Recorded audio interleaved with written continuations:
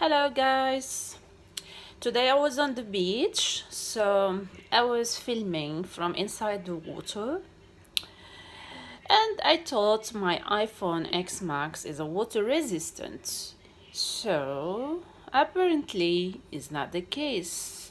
After I came out of the water, my phone, the touch is not responding and later on is like blocked.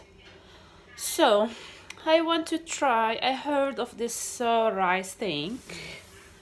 So, I will give it a try. So, I will put it in rice tonight and check it tomorrow by tomorrow and see what will happen.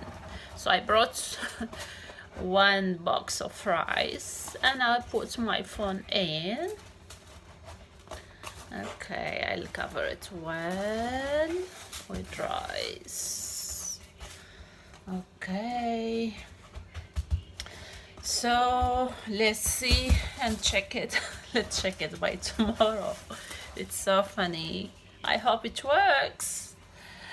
I have lots of photos not backed up there on my phone.